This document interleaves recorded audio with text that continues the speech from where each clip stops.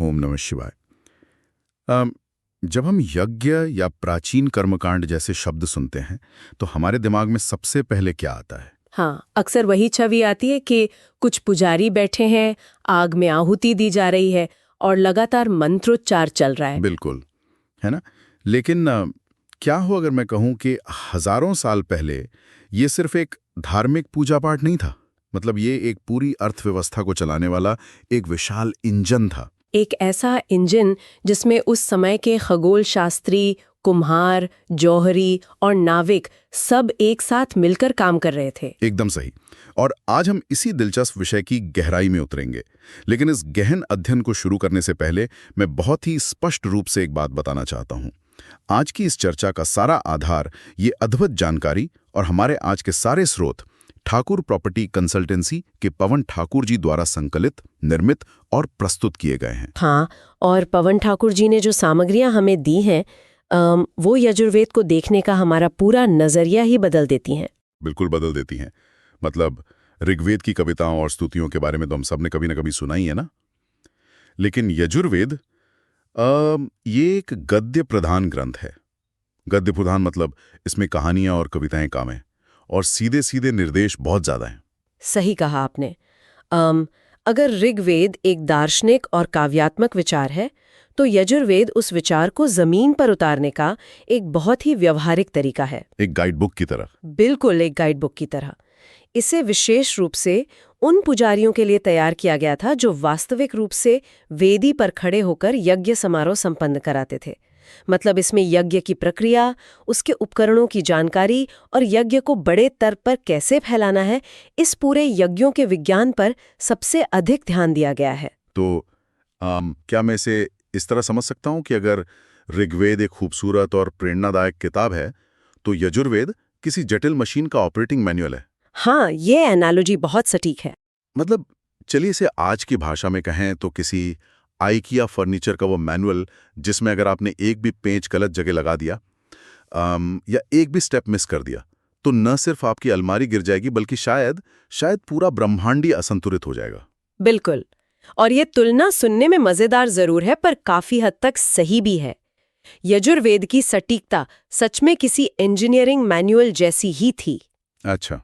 हाँ, मतलब यज्ञ की वेदी का निर्माण कैसे होगा, उसे बनाने के लिए ईंटों का सटीक माप क्या होगा, आग किस दिशा से लगाई जाएगी, कौन सा पुजारी किस तरफ खड़ा होगा, ये सब कुछ बहुत ही बारीकी से गणित और ज्यामिति के आधार पर तय था। लेकिन एक मिनट, यहाँ मुझे थोड़ा शक होता है। मतलब इतनी सटीकता की जरूरत ही क्या थी? ये सवाल सबके मन में आता है ना? क्या ये सिर्फ पुजारियों का कुछ ज्यादा ही परफेक्शनिस्ट होना नहीं था? मेरा मतलब है भगवान को इस बात से क्या फर्क पड़ता है कि ईंट 2 इंच लंबी है या 4 इंच? ये सवाल बहुत लाजमी है, लेकिन हमें उनके विश्व दृष्टिकोण को समझना होगा। उनके लिए यज्ञ सिर्फ भगवान को खुश करने का कोई सामान्य तरीका नहीं था। तो फिर क्या था? वे मानते थे कि ये अनुष्ठान पूरे ब्रह्मांड का एक माइक्रोकॉज्म है, यानी उसका एक छोटा रूप है। अगर यज्ञ की वेदी में ज्यामिति का संतुलन होगा तभी ब्रह्मांड में मौसम, बारिश और ग्रहों का संतुलन बना रहेगा। अरे वाह! हाँ, और अगर अनुष्ठान में अराजकता होगी तो प्राकृतिक दुनिया में भी अराजकता आ जाएगी। इसलिए ये उनके लिए एक तरह का अप्लाइड साइंस या व्यवहारिक विज्ञान था। तो वे एक तरह से ब्रह्मांड की व्यवस्था को या कॉस्मिक ऑर्डर को कंट्रोल करने की कोशिश कर रहे थे। बिल्कुल। हाँ, और ये बहुत बड़ा काम था। हाँ, और शायद इसी वजह से ये मैनुअल ये भी बताता है कि इस मशीन को चलाने से अंतिम परिणाम क्या मिलेगा। जब हम ठाकुर प्रॉपर्टी कंसल्टेंसी के पवन ठाकुर जी द्वारा प्रस्तुत सामग्री को देखते हैं तो उसमें सविता, सोम, इंद्र, अग्नि और वायु जैसे देवताओं को बुलाने के मंत्र हैं, व्यावहारिक आह्वान। हाँ, लेकिन सबसे दिलचस्प बात यह है कि ये मंत्र सिर्फ मोक्ष या किसी पारलौकिक दुनिया में जाने के लिए नहीं थे। एकदम सही कह रहे हैं आप। उनकी प्रार्थनाएं बहुत ही सांसारिक और जमीनी थीं। मतलब प्रैक्टिकल थी। बिल्कुल। वे मोक्ष की नहीं बल्कि सार्वभौमिक कल्याण, अच्छे स्वास्थ्य, लंबी उम्र, ज्ञान, भरपूर अन्न और युद्ध में विजय प्राप्त करने की मांग कर रहे थे। मतलब वे जीवन से भागने वाले लोग नहीं थे। वे जीवन को पूरे जोशो खरोश के साथ जीना चाहते थे और उसमें जीतना चाहते थे। यानी उनका सीधा सा फंडा था, हमें स्वस्थ रखो, हमारी फसल अच्छी हो और हमारे दुश्मनों का नाश हो। हाँ बिल्कुल यही। ये बहुत ही रियल वर्ल्ड अप्रोच है। लेकिन जो बात मुझे सबसे ज्यादा चौंकाने वाली लगी वो ये है कि इन इच्छाओं को पूरा करने के लिए उनका समाज कितनी गहराई से संगठित था। वो कैसे? जो स्रोत सामग्री हमें मिली है उसमें स्पष्ट उल्लेख है कि इस समाज में अलग अलग व्यवसायों के स्पष्ट कार्य बांटे गए थे। हाँ सही कहा। मतलब आग को संभालने के लिए कुम्हार थे, रूप गढ़ने के लिए जौहरी थे, हथियारों के लिए धनुष बनाने वाले थे, नदियों के लिए नाविक और यहाँ तक कि आकाश के अध्ययन के लिए खगोल शास्त्रियों तक की भूमिकाएं तय थीं। और यही बात इस समाज को इतना खास बनाती है।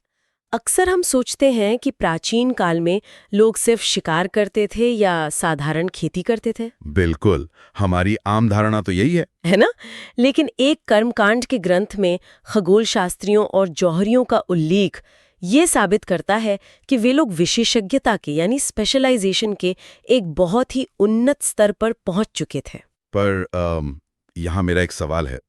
आग के लिए कुम्हार का काम समझ आता है या हथियारों के लिए धनुष बनाने वाले का काम भी पूरी तरह से लॉजिकल लगता है। लेकिन एक यज्ञ में एक खगोल शास्त्री या नदी पार कराने वाले नाविक की क्या जरूरत आन पड़ी? बहुत अच्छी बात पूछी आपने।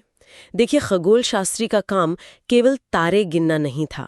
यज्ञ किस दिन शुरू होगा, इसके लिए ग्रहों और नक्षत्रों की एकदम सटीक स्थिति जानना जरूरी था। अच्छा, क्योंकि सही टाइमिंग जरूरी थी। बिल्कुल, क्योंकि गलत समय पर किया गया यज्ञ व्यर्थ माना जाता था। और नाविकों की बात करें तो कई बार अनुष्ठान के लिए विशेष प्रकार की मिट्टी या लकड़ी की जरूरत होती थी जो किसी विशिष्ट नदी के उस पार ही मिलती थी। ओह, तो इन चीजों को लाने के लिए एक पूरा लॉजिस्टिक्स नेटवर्क काम करता था। एकदम सही। तो इसका मतलब ये हुआ कि यज्ञ सिर्फ कुछ पुजारियों का काम नहीं था। मतलब क्या हम कह सकते हैं कि यज्ञ एक बहुत बड़ा आर्थिक और सामाजिक केंद्र बन जाता जहां पूरा समाज, हर पेशे के लोग एक साथ जुड़ते थे? हाँ, आप इसे एक बहुत बड़े एक्सपो या राष्ट्रीय परियोजना की तरह देख सकते हैं। जब एक बड़ा अनुष्ठान होता था तो राजा या प्रायोजक भारी मात्रा में संसाधन जुटाता था। बहुत सारा पैसा और सामान लगता होगा। बिल्कुल। कुम्हारों को बर्तन बनाने का काम मिलता था, बढ़इयों को रथ और वेदी बनाने का काम मिलता था, किसानों से अन्न खरीदा जाता था। ये एक तरह से संपत्ति के पुनर्वितरण का, वेल्थ रीडिस्ट्रीब्यूशन का और पूरे समाज को एक लक्ष्य के लिए एक साथ लाने का तंत्र था। ये बहुत ही शानदार नजरिया है। मतलब अनुष्ठान के बहाने अर्थव्यवस्था दौड़ रही थी। बिल्कुल दौड़ रही थी। अब अगर हम धन और अर्थव्यवस्था की बात कर ही रहे हैं तो यजुर्वेद में एक बहुत ही दिलचस्प कहानी आती है जो शायद इसी अर्थशास्त्र से जुड़ी है। आप नमुची की कथा की बात कर रहे हैं? हाँ बिल्कुल, इंद्र द्वारा राक्षस नमुची का वध। हाँ, यहाँ एक बात ध्यान देने वाली है कि यजुर्वेद में कथाएं ऋग्वेद की तरह लंबी और लगातार नहीं होती। हाँ, क्योंकि ये तो एक मैनुअल है ना। सही कहा। वे अनुष्ठानों के मंत्रों के बीच में छोटे छोटे संदर्भों के रूप में आती हैं। नमुची की कथा भी ऐसी ही है, जो यज्ञ के मंत्रों के बीच छिपी एक बहुत गहरी कहानी है। इस कथा में बताया गया है कि इंद्र अपने भक्तों को नमुची से बचाते हैं और उस राक्षस की शक्ति और सारा धन छीनकर अपने उपासकों में बांट देते हैं। ऊपरी तौर पर तो ये एक टिपिकल अच्छाई बनाम बुराई की कहानी लगती है ना? लेकिन क्या इसके पीछे कोई गहरा सामाजिक संदेश है? निश्चित रूप से। नमुची सिर्फ एक दानव नहीं है, वो उन ताकतों का प्रतीक है जो प्राकृतिक संपदा या समाज के धन को रोककर बैठ जाती है। मतलब जमाखोरी। बिल्कुल, जिसे हम होर्डिंग कहते हैं। ओह, तो नमुची एक तरह से जमाखोरी करने वाला राक्षस था। हाँ, प्राचीन समाज के लिए पानी, अन्न और धन का एक जगह रुक जाना मृत्यु के समान था। धन का प्रवाह होना जरूरी था। इकोनॉमी चलती रहनी चाहिए। सही। तो इंद्र द्वारा नमुची को हराना और उसका धन उपासकों में बांटना दरअसल एक ब्रह्मांडीय न्याय को स्थापित करता है। यह समाज को यह संदेश देता था कि जो भी शक्ति या धन है वो केवल एक व्यक्ति के पास जमा नहीं होना चाहिए, बल्कि उसे पूरे समाज में प्रवाहित होना चाहिए। क्या बात है! ये तो हजारों साल पुराना एंटी होर्डिंग कानून हो गया। धन का प्रवाह होना चाहिए। ये आज भी अर्थशास्त्र का मूल नियम है। बिल्कुल, और वे इसे कथाओं के जरिए समाज को सिखा रहे थे। लेकिन इन सब सामाजिक और आर्थिक कहानियों से परे यजुर्वेद में कुछ ऐसा भी है जो सीधे हमारे दिमाग के तार खोल देता है। मैं बात कर रहा हूं ब्रह्मांड की रचना की, एक सबसे गहरी कथा की, परम पुरुष का वर्णन। द कॉस्मिक पुरुषा, ये अवधारणा वाकई में प्राचीन दार्शनिक चिंतन का चरम है। हाँ, इस कथा में परम पुरुष का वर्णन कुछ ऐसा है कि उसके हजारों सिर हैं, हजारों आंखें हैं और हजारों पैर हैं। वो पूरे ब्रह्मांड को अपने भीतर समेटे हुए हैं। एक सर्वव्यापी शक्ति। हाँ, यहां तक तो समझ आता है कि वे एक बहुत बड़े सर्वव्यापी ईश्वर की बात कर रहे हैं। लेकिन आगे जो लिखा है वो मुझे सच में हैरान कर गया। क्या लिखा है? लिखा है कि पूरे ब्रह्मांड को समेटने के बाद भी वो उससे 10 अंगुल ऊपर स्थित है और वो अतीत तथा भविष्य का स्वामी है। ये 10 अंगुल ऊपर का क्या मतलब हुआ? ये 10 अंगुल ऊपर की अवधारणा ही इस पूरे विचार की आत्मा है। अच्छा। हाँ, प्राचीन ऋषियों ने ये महसूस किया कि ये जो भौतिक दुनिया हमें दिखाई देती है, पेड़, पहाड़, तारे, आकाशगंगाएं, दिव्य शक्ति, इन सब में तो मौजूद है ही, कण कण में, बिल्कुल। लेकिन वो शक्ति इस भौतिक ब्रह्मांड की सीमाओं में बंधी हुई नहीं है, वो इससे परे भी मौजूद है। मतलब वो सृष्टि का हिस्सा भी है और सृष्टि से बाहर भी है। अगर मैं इसे आज के मॉडर्न साइंस या फिजिक्स की भाषा में समझने की कोशिश करूं, तो क्या ये मल्टीवर्स या हायर डायमेंशनल अवधारणाओं जैसा नहीं है? ये बहुत ही दिलचस्प तुलना है। मतलब मान लीजिए हम एक 3D या 4D दुनिया में रहते हैं। ये परम पुरुष उस पूरी 4D दुनिया को कवर कर रहा है, लेकिन फिर भी उसका एक हिस्सा हमारी समझ और हमारे भौतिक आयामों के ठीक थोड़ा सा बाहर है। यानी 10 अंगुल ऊपर मौजूद है। हाँ, जैसे कोई 5वां या 6ठा आयाम। ये बहुत ही सटीक विश्लेषण है। आज के वैज्ञानिक भी तो यही मानते हैं कि जो ब्रह्मांड हमें दिख रहा है वो कुल वास्तविकता का एक बहुत छोटा हिस्सा है। बिल्कुल, डार्क मैटर और डार्क एनर्जी की बात होती है आजकल। हाँ, वे अवधारणाएं भी यही कहती हैं कि हमारे दृश्यमान ब्रह्मांड के ऊपर या परे बहुत कुछ ऐसा है जिसे हम माप नहीं सकते। हजारों साल पहले बिना किसी टेलीस्कोप के इन विचारकों ने केवल अपने दार्शनिक चिंतन के बल पर यह समझ लिया था कि वास्तविकता असीम और बहुआयामी है। ये सोचना ही रोंगटे खड़े कर देता है। मतलब इतने विशाल ब्रह्मांड और ऐसी असीमित ऊर्जा की कल्पना करने वाला समाज अपनी रोजमर्रा की जिंदगी में क्या महसूस करता होगा? ये एक बहुत ही गहरा सवाल है, क्योंकि एक तरफ तो इतनी बड़ी ब्रह्मांडीय सोच है और दूसरी तरफ इंसान की अपनी कमजोरियां भी हैं। जीवन है तो युद्ध में जीतने की महत्वाकांक्षा भी होगी और मृत्यु का गहरा खौफ भी होगा। यजुर्वेद का ये मैनुअल इन दोनों चरम सीमाओं को कैसे संभालता है? यजुर्वेद की सबसे बड़ी खूबी उसका यथार्थवाद है, यानी उसका रियलिज्म। वो जीवन की ऊर्जा और विजय का भी जश्न मनाता है और मृत्यु की सच्चाई को भी बिना मुंह छिपाए स्वीकार करता है। ऊर्जा की बात करें तो मैंने पढ़ा कि अनुष्ठानों में एक बहुत ही शक्तिशाली छवि बार बार आती है, दिव्य अश्व दधिक्रा। हाँ, दधिक्रा का वर्णन बहुत ही ऊर्जावान है। इसे एक तेज और दिव्य घोड़े के रूप में दर्शाया गया है जो लगाम और काठी से बंधा है। ये घोड़ा सभी बाधाओं को आसानी से पार करता है और दुश्मनों पर प्रहार करता है। ये स्पष्ट रूप से युद्ध में विजय और अजय शक्ति का प्रतीक है ना? बिल्कुल। अश्व या घोड़ा प्राचीन समाज के लिए सिर्फ यातायात का साधन नहीं था, वो काइनेटिक एनर्जी यानी गतिज ऊर्जा का साकार रूप था। गतिज ऊर्जा मतलब जो चीज लगातार आगे बढ़ रही है। एकदम से। दधिक्रा दरअसल उस अदम्य इच्छा शक्ति का प्रतीक है जो आगे बढ़ना चाहती है, जो साम्राज्य का विस्तार करना चाहती है। अनुष्ठान में दधिक्रा का आह्वान करना उसी विजय की ऊर्जा को अपने भीतर और अपने राजा के भीतर भरने का एक मनोवैज्ञानिक तरीका था। लेकिन दधिक्रा जो ऊर्जा और जीत का प्रतीक है, वो जीवन का केवल आधा सच है ना? हाँ, वो तो है। और यहीं पर इस मैनुअल का एक ऐसा हिस्सा आता है जो मुझे बहुत गहरा और सच कहूं तो थोड़ा डरावना भी लगा। मैं बात कर रहा हूं देवी निऋति की। निऋति, ये बहुत ही महत्वपूर्ण हिस्सा है। निऋति कोई सौम्य देवी नहीं है। वे पतन, क्षय और मृत्यु की भयंकर देवी हैं। बिल्कुल। लोग उनसे प्रार्थना करते हैं, उन्हें आहुतियां देते हैं ताकि वे उनके गले से मृत्यु का फंदा हटा लें और उन्हें जन्म मृत्यु के चक्र से मुक्त कर दें। ये थोड़ा अजीब है ना कि आप विनाश की देवी की पूजा कर रहे हैं। अजीब लगता है, लेकिन निऋति का अनुष्ठान प्राचीन मानव के सबसे बड़े डर का प्रकटीकरण है। और वो डर है एंट्रोपी का या प्राकृतिक पतन का। एंट्रोपी। हम्म क्या हम इससे इस तरह समझ सकते हैं जैसे मेज पर रखी हुई गर्म चाय की प्याली, जो चाहे कुछ भी कर लो धीरे धीरे ठंडी हो ही जाएगी। हाँ, यह एंट्रोपी का बहुत ही बढ़िया उदाहरण है। या जैसे एक साफ सुथरा कमरा जो बिना कुछ किए ही कुछ दिनों में अपने आप अस्त व्यस्त हो जाता है। बिल्कुल सही। हर व्यवस्थित चीज अंततः अव्यवस्था या पतन की ओर जाती है। जो नया है वो पुराना होगा, जो जीवित है वो मरेगा। प्राकृतिक क्षय का यह अटल नियम ही निरीति है। ओ, तो इसका मतलब वे निरीति से लड़ नहीं रहे थे, वे उन्हें बस शांत करने की कोशिश कर रहे थे। हाँ, क्योंकि आप प्राकृतिक नियम से लड़ नहीं सकते। आज हम बुढ़ापे से लड़ने के लिए तरह तरह की क्रीम या दवाइयाँ खोजते हैं, मृत्यु को नकारने की कोशिश करते हैं। हाँ, हम तो एंटी एजिंग के पीछे भाग रहे हैं। बिल्कुल, लेकिन वे लोग मृत्यु को एक अटल सच्चाई के रूप में स्वीकार कर रहे थे। वे निरृति को आहुति देकर कह रहे थे, हे देवी, हम जानते हैं कि आप एक दिन आएंगी, लेकिन कृपया हमारे गले का ये फंदा थोड़ा ढीला रखें। मतलब हमें कुछ और समय दे। हाँ, यह पतन के प्रति एक बहुत ही परिपक्व और मनोवैज्ञानिक प्रतिक्रिया थी। ये वाकई बहुत ही परिपक्व सोच है। वे अपनी सीमाओं को जानते थे, लेकिन इन सीमाओं के बावजूद उनकी जानने की इच्छा कभी खत्म नहीं हुई। सही कहा आपने। और इसका सबसे बेहतरीन उदाहरण है सृष्टि का संवाद, द डायलॉग ऑफ क्रिएशन।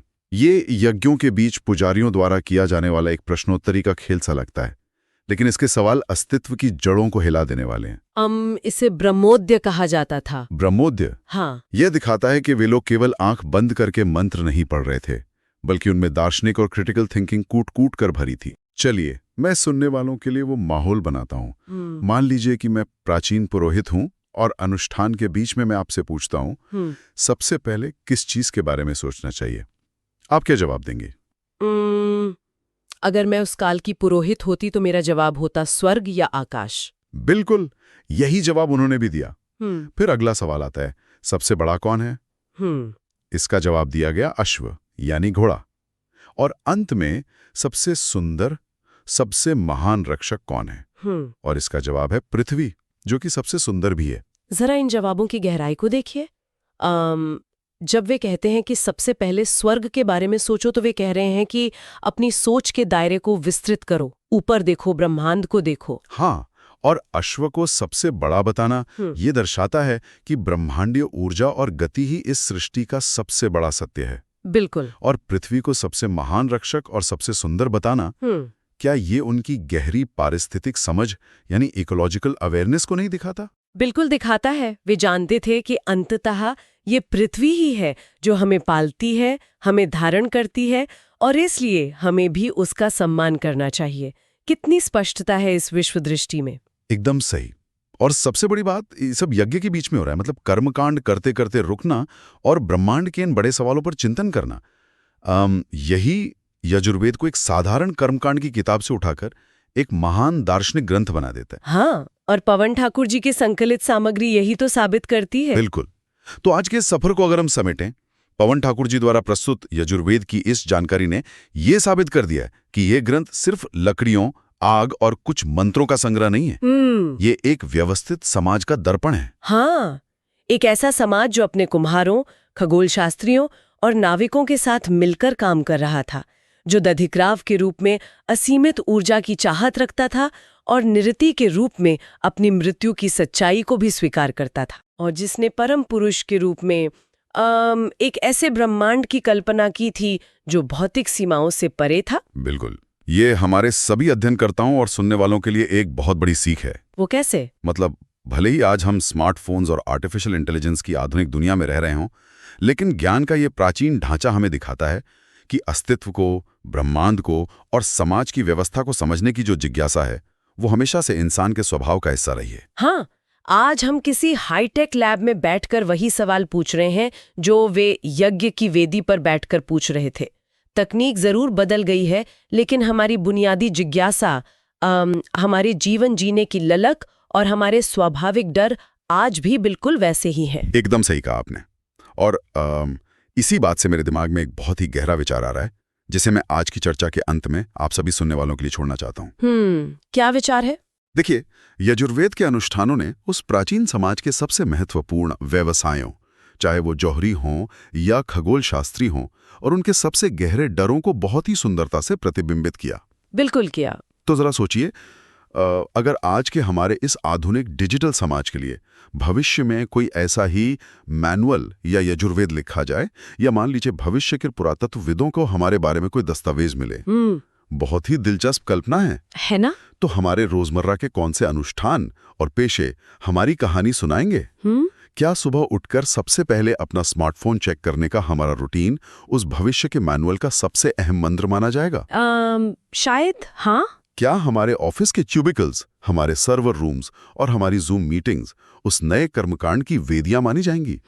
और अगर हाँ, तो वे भविष्य के लोगों को हमारी प्राथमिकताओं और हमारे डरों के बारे में क्या बताएंगे? ये तो सच में सोचने वाली बात है। बिल्कुल।